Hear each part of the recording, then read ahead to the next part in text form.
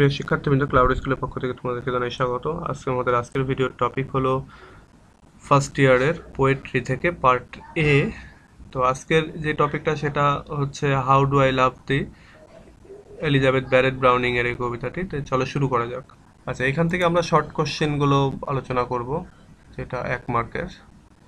দেখো, প্রথমটা যেটা রয়েছে যে to which literary age does Elizabeth Barrett Browning belong. কোন লিটারেরি যুগে এলিজাবেথ ব্যারেট ব্রাউনিং লিখতেন বা ছিলেন? তো বলা হচ্ছে Elizabeth Barrett Browning belongs to the Victorian age, অর্থাৎ সে ভিক্টোরিয়ান এজের কবি। How many times does Elizabeth Barrett Browning use the phrase how do I love thee? Elizabeth Barrett Browning uses the phrase for 7 times. বলা হচ্ছে তার এই যে কবিতাটি, এই কবিতায় তিনি আই লাভ দি এই কথাটা সে কয়বার ইউজ করেছে? তো এখানে 7 বার ইউজ করেছে এই ফ্রেজটি, সেটা বলা হচ্ছে। 2 নম্বর যে কোশ্চেন, সে কোশ্চেনটা হচ্ছে what type of poem is how do I love thee? How do I love thee এটা কোন ধরনের কবিতা?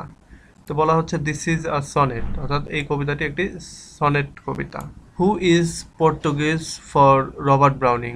রবার্ট ব্রাউনিং এর ক্ষেত্রে পর্তুগিজ এটা কে? His wife Elizabeth Barrett Browning is Portuguese for Robert Browning, অর্থাৎ রবার্ট ব্রাউনিং এর কাছে এই এলিজাবেথ ব্যারেট ব্রাউনিং হচ্ছে পর্তুগিজ। আচ্ছা, একটা তথ্য, এটা তোমরা সবাই জানো আশা করি, তারপরেও যারা জানো না তাদের জন্য, যে তোমরা যারা রবার্ট ব্রাউনিংকে চেনো, তো এই রবার্ট ব্রাউনিং এর ওয়াইফ কিন্তু হচ্ছে এলিজাবেথ ব্যারেট ব্রাউনিং, অর্থাৎ এই দুইজন কিন্তু স্বামী স্ত্রী। সুতরাং এই এলিজাবেথ ব্যারেট ব্রাউনিং যে কবিতাটি লিখেছেন how do I love day, এটাতে কিন্তু এই রবার্ট ব্রাউনিংকে মেনশন করেই আর কি কবিতাটা। আচ্ছা, এরপরে যেটা রয়েছে 5 নাম্বার, সেটা হচ্ছে how does E B Browning convey the idea of the immortality of her love? Elizabeth Barrett Browning কিভাবে তার যে ভালোবাসার যে অমরত্ব সেটাকে প্রকাশ করেছেন?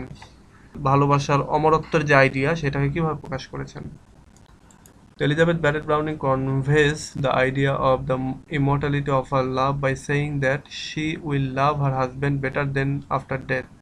আচ্ছা, বেটার আফটার ডেথ। বলা হচ্ছে যে এলিজাবেথ ব্যারেট ব্রাউনিং তার যে ভালোবাসা সেটাকে ইমর্টালাইজ করেছেন এই বলে যে তিনি যেটা বলেছেন যে তিনি মৃত্যুর পরে তার হাজবেন্ডকে আরো বেশি ভালোবাসবেন, অর্থাৎ এখন যে ভালোবাসাটা তিনি ভালোবাসছেন এটার চেয়ে আরো ভালোভাবে আরো বেশি করে ভালোবাসবেন। What does the poet mean by ideal grace in the poem how do I love thee? How do I love thee এই কবিতাটিতে আইডিয়াল গ্রেস বলতে বা আইডিয়াল গ্রেস দিয়ে কি বোঝাতে চেয়েছেন কবি? In the poem ideal grace means infinite divine grace, অর্থাৎ এইখানে আইডিয়াল গ্রেস বলতে ইনফাইনাইট ডিভাইন গ্রেস বুঝিয়েছেন হচ্ছে আমাদের কবি। আচ্ছা, এরপরের যে কোশ্চেনটা সেটা হচ্ছে যে হু ওয়াজ ইবি ব্রাউনিংস হাজবেন্ড? ইবি ব্রাউনিং এর হাজবেন্ড কে ছিল? আমি একটু আগেই বলে দিয়েছি যে রবার্ট ব্রাউনিং ছিল এই এলিজাবেথ ব্যারেট ব্রাউনিং এর হাজবেন্ড। আচ্ছা, এরপরে যেটা রয়েছে যে what does the poet suggest by sun and candle light? এই কবিতাটিতে সান অ্যান্ড ক্যান্ডেল লাইট বলতে কবি কি বোঝাতে চেয়েছেন?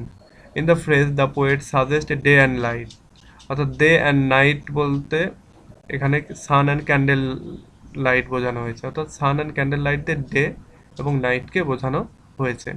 আরেকটা বিষয় যে এই যে রবার্ট ব্রাউনিং যেটা সে অর্থাৎ এই যে কবির যে হাজব্যান্ড, সে কিন্তু ড্রামাটিক মনোলগের মানে প্রবক্তা বা ড্রামাটিক মনোলগ তিনি খুব ভালোভাবে সাকসেসফুলি লিখেছেন। তো আশা করি তোমরা এই কবিতাটি থেকে 1 মার্কের যে কোশ্চেনগুলো এগুলো যদি আসে তাহলে তোমরা অ্যান্সার করতে পারবে এ থেকে, এবং পরবর্তীতে খুব শীঘ্রই আবার নতুন এই জাতীয় ভিডিও নিয়ে আসবো। সো টিল দেন, আল্লাহ হাফেজ।